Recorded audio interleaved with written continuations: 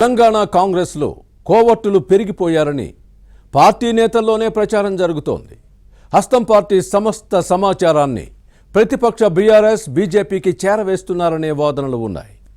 Party అంతర్గత సమావేశాల్లో తీసుకునే నిర్ణయాలు బయటకు తెలియకపోయినా ప్రత్యర్థులకు చేరిపోతున్నాయని కొందరు నేతలు బాహాటంగానే చెబుతున్నారంటే పరిస్థితి ఎలా ఉందో అర్థం చేసుకోవచ్చు. కోవర్టిజంతోనే కాంగ్రెస్ బలహీనపడుతోందా? ఈ వ్యవహారంపై పార్టీలో అంతర్మదనం జరుగుతోందా? లీకు వీరుల్ని ఎలా కట్టడి చేయాలన్న అంశంపై నేతలు సమాలోచనలు జరుపుతున్నారా? What's the story?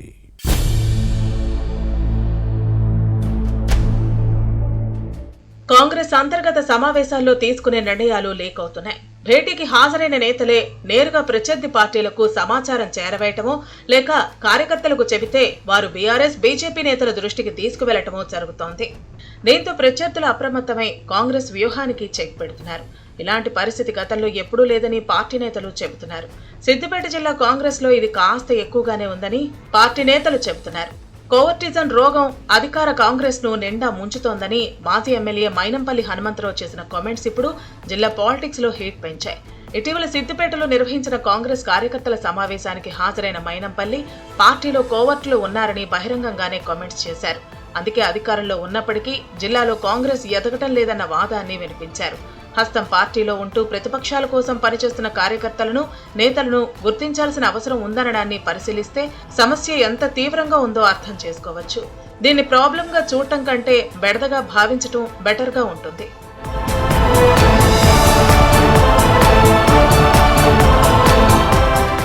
సిద్దిపేట జిల్లాలో కాంగ్రెస్ క్యాడర్లో లీడర్లకు కొదవలేదు.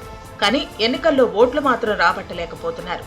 చాలా మంది నేతలు ఇప్పటికీ బీఆర్ఎస్ కు బి టీమ్ గా పనిచేస్తున్నారన్న ఆరోపణలు ఉన్నాయి. సమాచారాన్ని మాజీ మంత్రి హరీష్ రావుకు చేరవేస్తున్నారని టాక్. అలాంటి వారందరినీ గేలం వేసి పట్టుకుని మరీ బయటకు పంపకపోతే హస్తం పార్టీకి నష్టమన్న భావన పార్టీ ముఖ్య నేతల్లో ఉంది.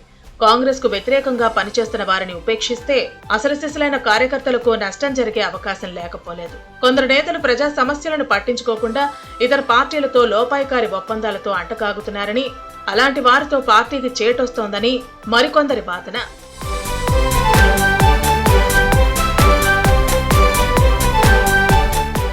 ఇటీవల జరిగిన ఉత్తర తెలంగాణ పట్టభద్రుల ఎమ్మెల్సీ ఎన్నికల్లో పోటీ చేసిన కాంగ్రెస్ అభ్యర్థి నరేందర్ రెడ్డిపై బీజేపీ నేత అంజిరెడ్డి గెలవడానికి పార్టీలోని కోవర్టిజమే కారణమని కాంగ్రెస్ ముఖ్య నేతల అంతర్గత సమావేశాల్లో చర్చించుకుంటున్నారు.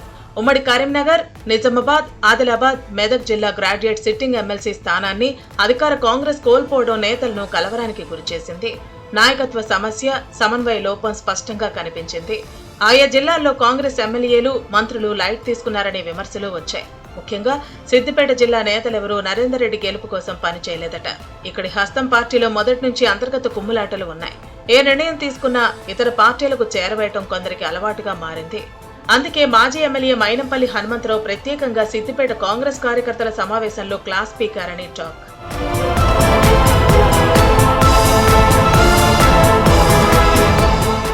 కోవర్టులతో కాంగ్రెస్ కు జరుగుతున్న నష్టంపై కొందరు నేతలు ముందుగానే టీపీసీసీ దృష్టికి తెచ్చారు.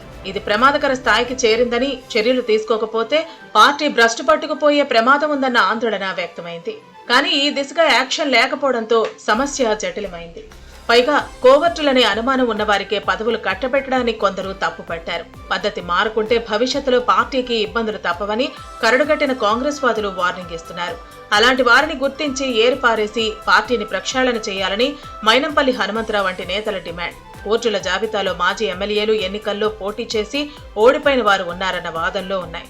సిద్దిపేట కాంగ్రెస్ లోని కోవర్టులపై టీపీసీసీ చర్యలు తీసుకుంటుందో లేదో చూడాలి.